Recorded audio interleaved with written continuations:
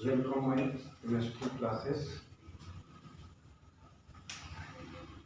Chemistry में अपन atomic structure के बारे में देखते हैं।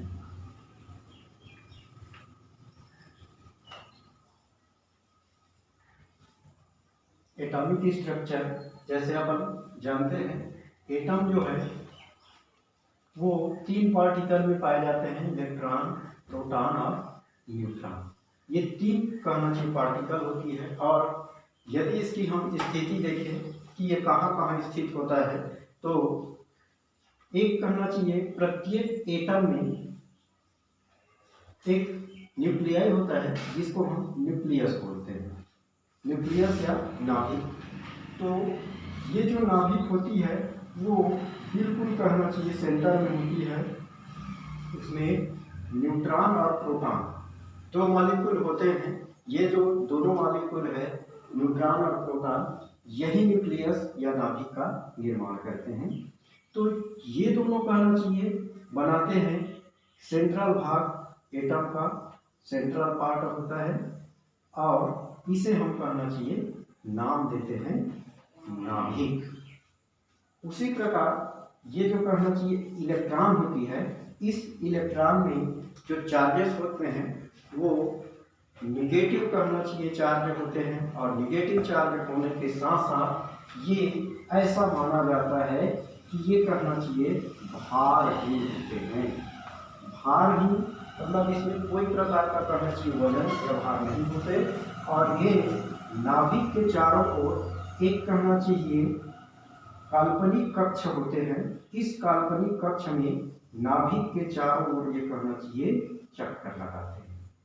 इस कहना चाहिए काल्पनिक कहना चाहिए भाग जिस परिधि पर वो चक्कर लगाता है नाभिक के चारों ओर, उसको कहना चाहिए कक्षा का नाम दिया जाता है, या इसी को हम बोलते हैं कि ये ऑर्बिट है। तो किसी भी परमाणु में नाभिक होता है और नाभिक में न्यूट्रॉन प्रोटॉन होती है। इसके अलावा जो इलेक्ट्रॉन होते हैं उस नाभिक के चारों ओर एक वृत्ताकार पथ होती है। उस वृत्ताकार पथ में वो लगातार करना चाहिए चक्कर लगाती रहती है, और उस वृत्ताकार पथ का नाम है कक्षा। ये भी कक्षा जो है वो वास्तव में कक्षा जो है एक प्रकार का कहना चाहिए ऊर्जा स्तर है, या इसी को हम एनर्जी लेवल के नाम से जान सकते हैं। एनर्जी लेवल मीन्स होता है कि नाभिक के पास जो कहना चाहिए पहला कक्षा होता है उसका एनर्जी लेवल सबसे कहना चाहिए लो होता है, कम होता है। और किसी भी परमाणु में या एटम में 2 या 2 से अधिक बहुत सारे कक्षा हो सकते हैं। वो उनके कहना चाहिए किसके ऊपर डिपेंड करता है, वो उसके एटॉमिक कहना चाहिए नंबर के ऊपर डिपेंड करता है।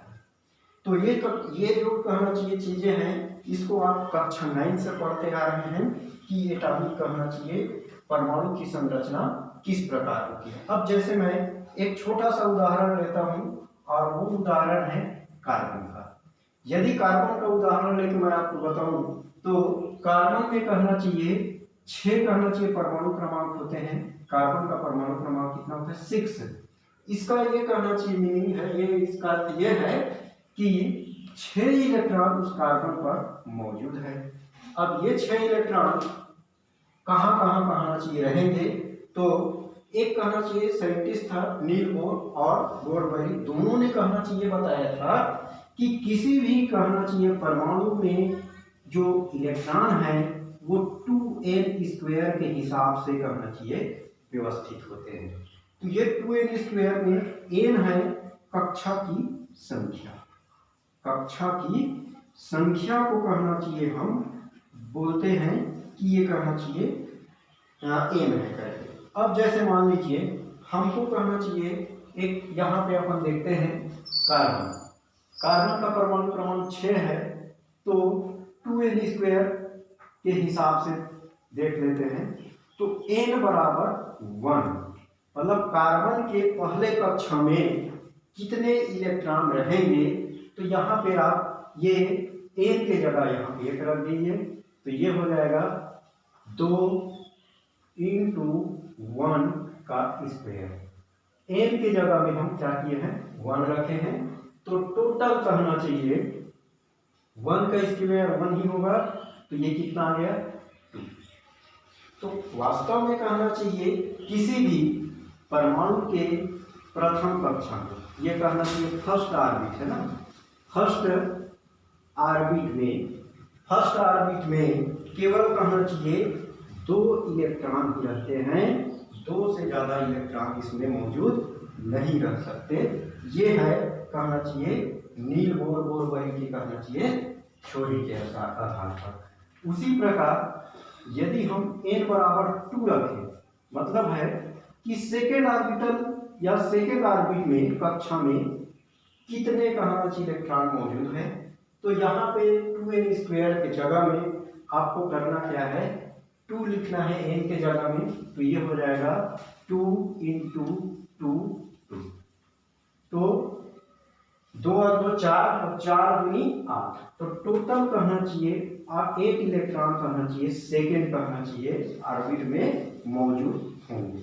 उसी प्रकार से यदि कक्ष क्रमांक 3 में कितना होगा कक्षा में, मतलब थर्ड कक्ष में, तो थर्ड ऑर्बिट में कितना होगा, तो थर्ड ऑर्बिट के लिए 2 गुणे 3 का कहना चाहिए स्क्वायर कर देंगे, n बराबर 3, तो ये 3 की 9 दूनी 18 इलेक्ट्रॉन।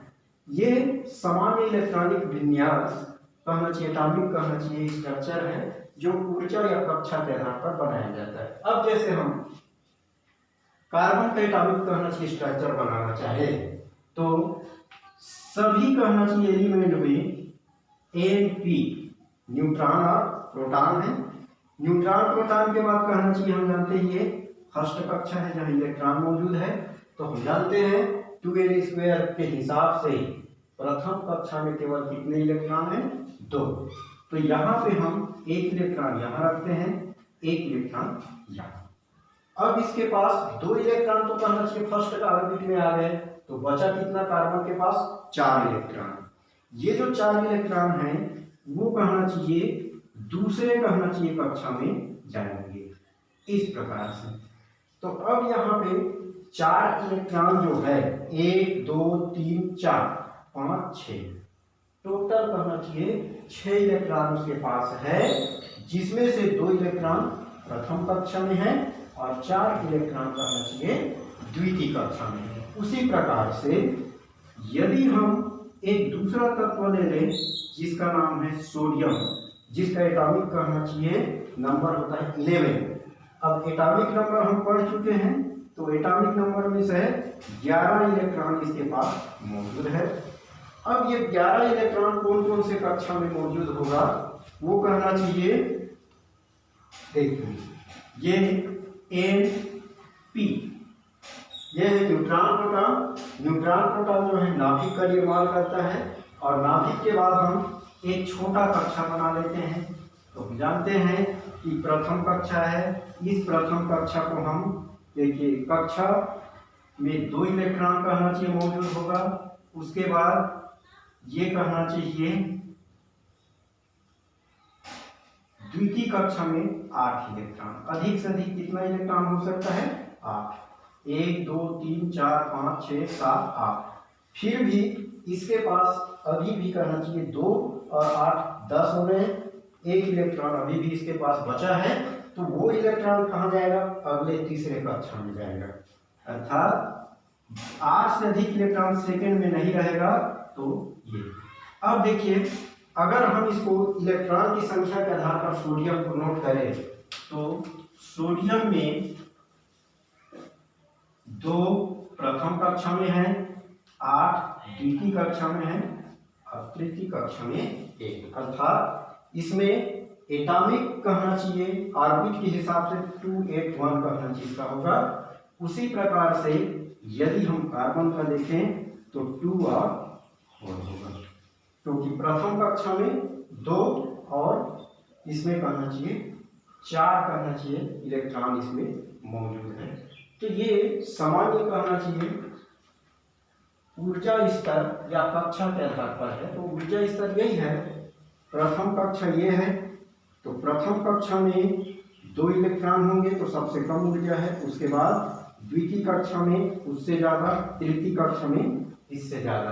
तो इस कक्षा को या तो हम 1 2 3 4 लिख सकते हैं। यदि हम इसको हम लेटर में लिखना चाहें तो लेटर में प्रथम कक्षा को के बोलते हैं, द्वितीय कक्षा को एल बोलते हैं, तृतीय कक्षा को एम, एन, इस प्रकार से करना चाहिए। अब यहाँ पे यदि हम इसको किसी कक्षा को, जैसे ये है न्यूट्रॉन प्रोटॉन नाभिक हो गया, ये प्रथम कक्षा हो गया, ये द्वितीय कक्षा हो गया और ये मान लीजिए तृतीय कक्षा, तो इसको हम के कक्षा बोल सकते हैं, इसको एल कक्षा बोल सकते हैं, इसको एम अगर और आगे है तो एन बोल सकते हैं।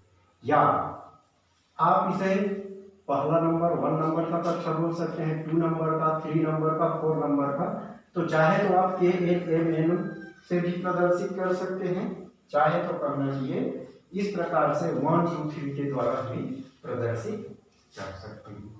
तो ये हो गया आज का कहना चाहिए एटॉमिक कहना चाहिए स्ट्रक्चर, जिसमें हम बेसिक रूप से कहना चाहिए कौन कौन सा पार्ट होते हैं ये पढ़ें। एटॉमिक नंबर क्या है?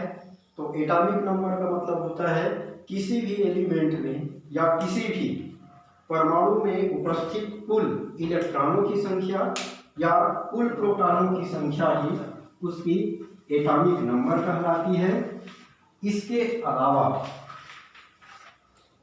कुल कहना चाहिए इलेक्ट्रॉन और प्रोटॉनों की संख्या का योग जो है वो कहना चाहिए परमाणु भार कहना चाहिए कहलाता है। इसके बाद आता है इलेक्ट्रॉनिक कहना चाहिए विन्यास, इलेक्ट्रॉनिक कॉन्फ़िगरेशन। तो इलेक्ट्रॉनिक कॉन्फ़िगरेशन में हमको यह है कि कक्षा तो अपन जान गए कि वास्तव में कहना चाहिए कक्षा या आर्बिट क्या है। ये जो कक्षा होते हैं वो छोटे छोटे कहना चाहिए कक्षक में भी डिवाइड होते हैं। कक्षा जो है छोटे छोटे कक्षकों में डिवाइड होता है। मतलब ये है, ये जो इलेक्ट्रॉन घूम रहे हैं वो छोटे छोटे कमरे में होते हैं। मतलब ये है, ये मान के चलिए एक बड़ा सा घर है और इस घर में बहुत सारे छोटे छोटे कमरे हैं इस प्रकार से, और इस कमरे में कहना चाहिए कुछ मानव कहना चाहिए कोई व्यक्ति कहना चाहिए रहते हैं इस प्रकार से। तो उसी प्रकार एटॉमिक स्ट्रक्चर भी वही होती है। एक बड़ा सा कहना चाहिए कक्षा होता है, उसमें छोटे छोटे खंड बने होते हैं, उस खंड को हम कहना चाहिए कक्षक बोलते हैं या ऑर्बिटल बोलते हैं। और इस ऑर्बिटल या कक्षक के अंदर ये जो आदमी दिख रहा है इसको यदि हम इलेक्ट्रॉन माने तो ये कहना चाहिए इस ऑर्बिटल के अंदर ही कहना चाहिए इलेक्ट्रॉन कहना चाहिए पॉइंट।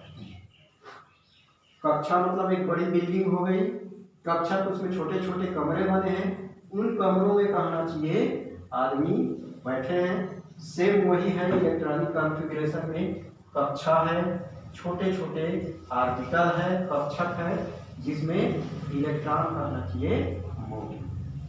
अब ये जो ऑर्बिटल होते हैं वो 4 कहना चाहिए टाइप्स के होते हैं, 4 प्रकार के ऑर्बिटल होते हैं, जिसमें से पहला ऑर्बिटल को हम बोलते हैं एस ऑर्बिटल, दूसरा ऑर्बिटल को बोलते हैं हम पी ऑर्बिटल, तीसरा प्रकार का जो ऑर्बिटल है उसको हम डी ऑर्बिटल बोलते हैं, और चौथा प्रकार का जो होते हैं वो एफ ऑर्बिटल बोलते हैं।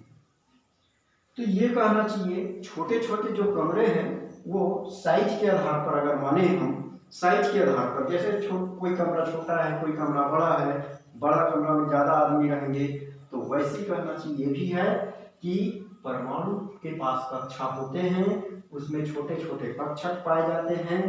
ये कक्षक अलग अलग प्रकार के होते हैं, जिसमें एस ऑर्बिटल जो होती है वो केवल 2 इलेक्ट्रॉन को अपने पास रखने की क्षमता रखता है। S के पास केवल 2 ही इलेक्ट्रॉन रह सकता है, 2 से 3 इलेक्ट्रॉन नहीं रह सकता। उसी प्रकार p ऑर्बिटल के पास अधिक से अधिक 6 इलेक्ट्रॉन रखने की क्षमता होती है। 6 से 7वां इलेक्ट्रॉन को ये नहीं रख पाएगा। 5 इलेक्ट्रॉन रख लेगा, 4 इलेक्ट्रॉन रख लेगा, 1 को रख लेगा, मगर 6 के आगे वो नहीं रख सकता। उसी प्रकार से d ऑर्बिटल का इलेक्ट्रॉन रखने की क्षमता होती है, वो 10 इलेक्ट्रॉन रख सकता है। 10 के अलावा वो कहना चाहिए आगे इलेक्ट्रॉन को नहीं रख सकता। उसी प्रकार से f ऑर्बिटल जो होती है वो अपने पास 14 इलेक्ट्रॉन को रखने की क्षमता रखता है। तो ये हो गया सामान्य तौर पर ऑर्बिटल, मतलब छोटे छोटे कक्षक होते हैं परमाणु की कक्षा के अंदर, और उस कक्षक में ये छोटे छोटे ऑर्बिटल होते हैं s, p, d और f। और ये हो गई इनकी क्षमता, मतलब कितने इलेक्ट्रॉन कौन कौन ऑर्बिटल रखता है। s 2 इलेक्ट्रॉन रखने की क्षमता है, p 6 इलेक्ट्रॉन रखने की क्षमता है, d जो है 10 इलेक्ट्रॉन रखता है, और f जो है 14 इलेक्ट्रॉन रखने की क्षमता रखता है। यदि हम इसके आकार के बारे में जाए तो सामान्य तौर पर आकार अगर हम देखें तो सामान्य सी बात यह है, s ऑर्बिटल जो है गोलाकार होती है, स्फेरिकल होती है, गोलाकार। ये जो कहना चाहिए p ऑर्बिटल होती है वो डमरू के आकार के होते हैं, डम्बल से बोलते हैं डमरू आकार। डमरू इस प्रकार की होती है, ऐसा करके ये। तो p जो होती है वो डमरू के आकार का होता है। d जो है 2 डमरू के आकार का होता है, जिसको डबल डम्बल से बोलते हैं, 2 डमरू के आकार का, अर्थात डबल डम्बल। डबल डम्बल से इस प्रकार की होती है तरफ से, ये एक डमरू और ये दूसरा डमरू। उसी प्रकार से यदि f जो होती है ये फ्यूज जो होती है, फ्यूज मतलब ये बिखरे हुए होते हैं, इसकी कोई निश्चित आकृति नहीं होती है, कन्फर्मेशन ये है। तो ये ऑर्बिटल कहना चाहिए 4 प्रकार के होते हैं, s, p, d और f कहना चाहिए। तो सामान्य कहना चाहिए, और इसी s, p, d, f के आधार पर कहना चाहिए इलेक्ट्रॉन मौजूद होते हैं। तो आज के लिए केवल इतना है। कल से अपन ये इलेक्ट्रॉनिक विन्यास क्या है और ये कैसे भरे जाते हैं, ये सब का अध्ययन कल करेंगे अपन। इसमें आप स्वयं देख सकते हैं।